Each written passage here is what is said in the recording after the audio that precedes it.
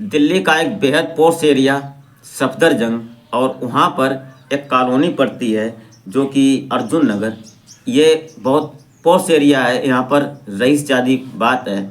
और यहाँ पर ज़्यादातर लोग नाइजीरियन रहते हैं जो कि रेंट पर कमरे लेते हैं, मकान लेते हैं, फ्लैट लेते हैं, और रेंट पर रहने के बाद ये लोग वहाँ पर कुछ गलत काम करते हैं और उन गलत कामों में कई एक गलत काम शामिल होते हैं। इनका साथ देने के लिए नेपाल मूल की कुछ सुंदर लड़कियां होती हैं जो इनका साथ देती हैं। उस साथ में ये कुछ भी हो सकता है।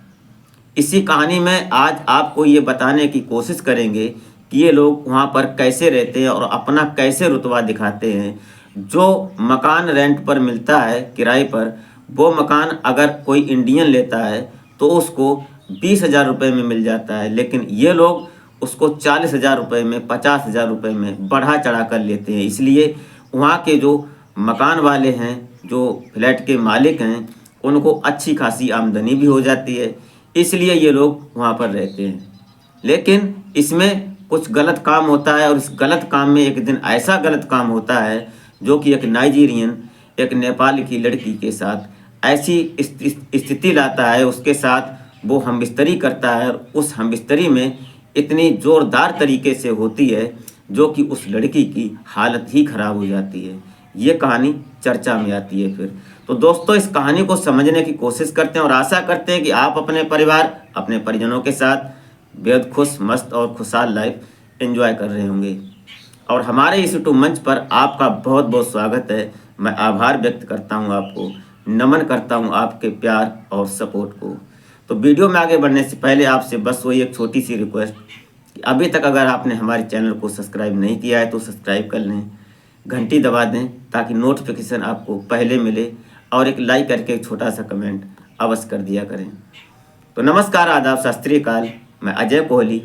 आज की जो कहानी मैं आपको सुनाने जा रहा हूँ, ये कहानी काठमांडू नेपाल से शुरू होती है।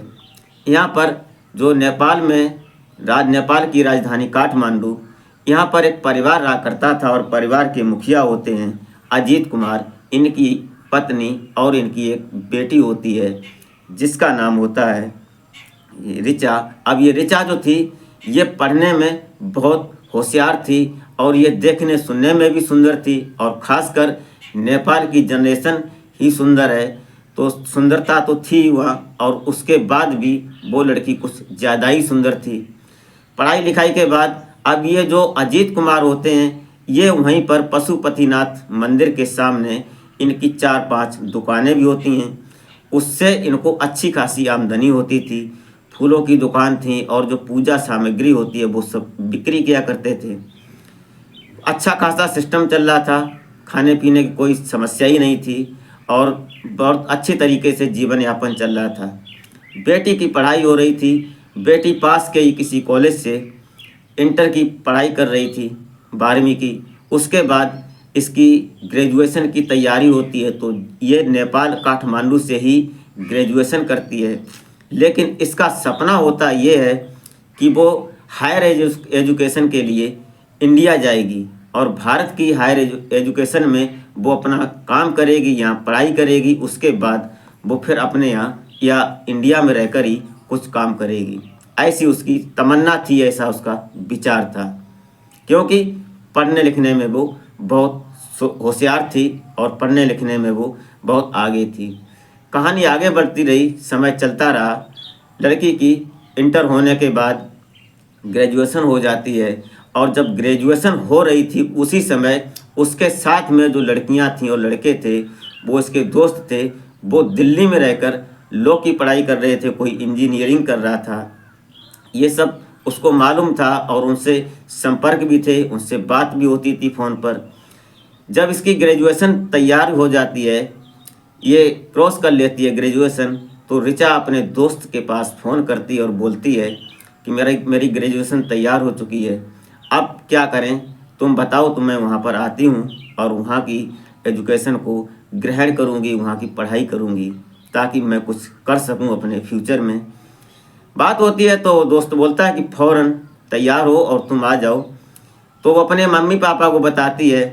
जो अजीत कुमार होते हैं वो सुनते हैं। उनकी माँ जब सुनती है तो बोलती है बहुत अच्छी बात, बेटी आगे बढ़ने के लिए तैयार है तो मैं उसको आगे बढ़ाने की कोशिश भी करूँगा। सभी लोग, सबका सहयोग था। पिता ने पैसे दिए खर्च के लिए, उसके अकाउंट में डाल दिए, जहाँ उसको ज़रूरत होती थी उसको खर्च करना है। वहाँ से वो टिकट बनवाती है और फ्लाइट द्वारा दिल्ली आती है, और दिल्ली आने के बाद ये पहुँच जाती है ग्रेटर कैलाश। ग्रेटर कैलाश में बहुत अच्छा पोर्स एरिया है ये भी। यहाँ पर इसका दोस्त होता है और दोनों यहाँ साथ रहते हैं। उसके बाद धीरे धीरे जो उसका दोस्त था वो पास में ही सफदरजंग में एक कॉलोनी पड़ती है अर्जुन नगर, यहाँ पर अपना शिफ्ट हो जाता है और इस लड़की को भी फिर वहीं शिफ्ट कर लेता है।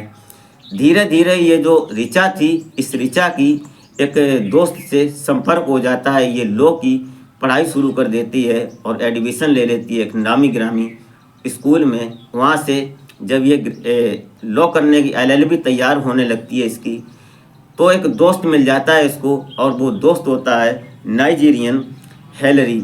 अब ये हेलरी जो था ये भी यहाँ पढ़ाई कर रहा था।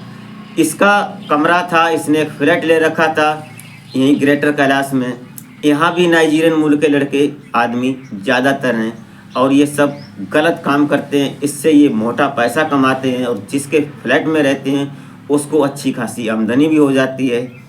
इस बात की कई बार चर्चा भी हुई है, लेकिन इस पर कोई ख़ास मुद्दा नहीं उठ पाया, वो बात नहीं करते हैं अभी। ये जो लड़की होती है इस हेलरी से इससे ज़्यादा संपर्क हो जाते हैं। फिर ये दोनों अपने आपस में आने जाने लगते हैं एक दूसरे के रूम पर। फिर हेलरी से बोलता है इस ऋचा से कि ऐसा करो, एक ही जगह रहते हैं दोनों लोग, अलग अलग क्यों किराए दे रहे हैं। ये सब सोचने लगते हैं, साथ में ही रह जाती है वो। साथ में रहने के बाद हेलरी का एक दोस्त भी होता है, वो भी यहीं साथ में रहने लगता है। 2 लड़के हो जाते हैं, एक लड़की हो जाती है।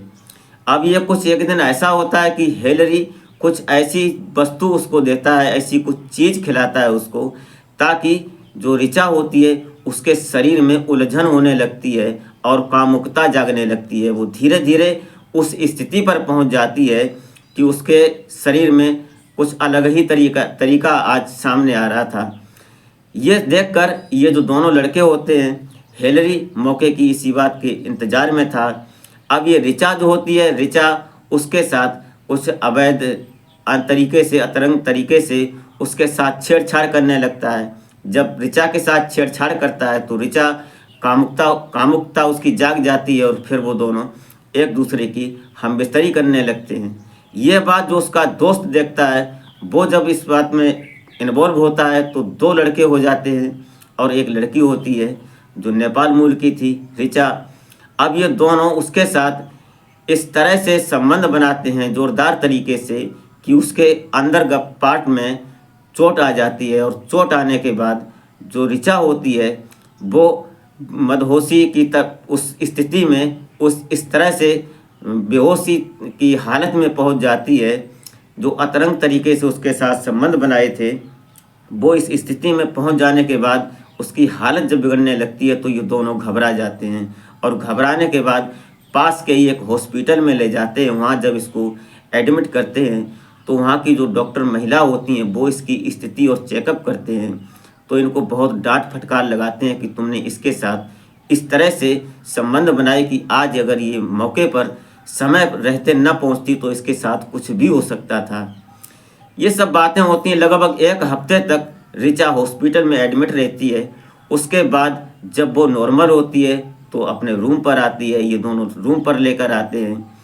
उसके बाद ये अपने आप को गिल्ट महसूस करने लगती है कि हमारे माता पिता हमसे क्या आस रखते हैं, क्या इच्छा रखते थे, और मैं यहाँ पर आकर क्या करने लगी। बड़े बड़े क्लबों में जाने लगी, ड्रिंक्स करने लगी और फुल अय्याशी करने लगी। ये सब उसको गिल्ट महसूस हो रहा था।